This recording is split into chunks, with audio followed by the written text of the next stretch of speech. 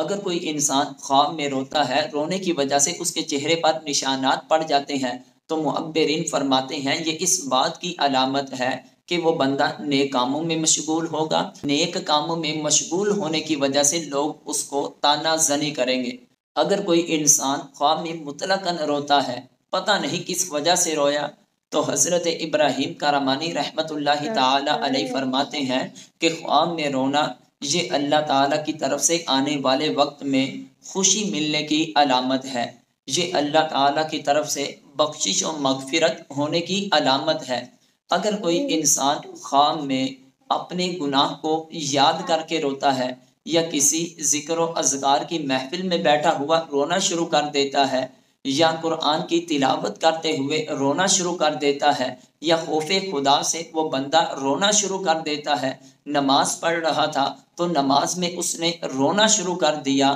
تو اس کے بارے میں معبرین فرماتے ہیں اللہ تعالیٰ کی ذات اس رونے والے بندے پر اپنا خاص فضل و کرم فرمائے گا، اور اپنی خصوصی رحمتوں کا نزول فرما کر اللہ تعالیٰ اس رونے والے کے گناہوں کو بھی معاف فرما دے گا۔ اگر کوئی انسان خواب میں رویا اور اس کی آنکھوں سے آنسو نہیں بہے، تو معبرین فرماتے ہیں اس کی تعبیر یہ ہے کہ گزرے ہوئے زمانہ میں اس کے ذمہ کوئی کام تھا اور وہ اس کام کو نہیں کر سکا، اس پر وہ بہت زیادہ شرمندہ ہو رہا ہے، اور دل میں وہ توبہ بھی کرے گا کہ آئندہ سے ایسے کام کو وہ نہیں چھوڑے گا۔ اگر کوئی انسان خواب میں روتا ہے لیکن وہ آہو فغا نہیں کرتا، وہ چیختا چلاتا نہیں ہے، وہ اپنے آپ کو مارتا پیٹتا نہیں ہے، تو اس کے بارے میں معبرین فرماتے ہیں اللہ تعالیٰ کی ذات اس کو آنے والے وقت میں خوشیاں عطا فرمائے گا، راحت و سکون عطا فرمائے گا۔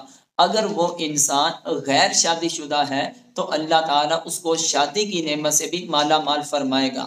اگر کوئی انسان خواب میں روتا ہے اور رونے کے بعد وہ ہنسنا شروع کر دیتا ہے، تو حضرت امام جعفر صادق رضی اللہ تعالی عنہ فرماتے ہیں یہ اس بات کی دلیل ہے کہ اس بندے کی موت قریب ہے۔ یعنی خواب میں رونا، رونے کے بعد ہنسنا شروع کر دینا، امام جعفر صادق فرماتے ہیں یہ اس بات کی دلیل ہے کہ اس بندے کی موت قریب ہے۔ اور اس تعبیر کا استدلال وہ قرآن مجید کے سورہ نجم سے کرتے ہیں، ہوا اضحک و ابکا، وہی اللہ کی ذات ہنساتی ہے، وہی رلاتی ہے، یعنی وہ خوشی دے کر رلاتی ہے، موت عطا کر دیتی ہے۔ تو اس سے بندے کی موت کی طرف اشارہ ہے، اور جو سوال پوچھا گیا اور اس کے اندر بھی یہی ہے کہ اللہ کی ذات ان کو خوشیاں عطا فرمائے گی۔ واللہ عالم و رسولہ۔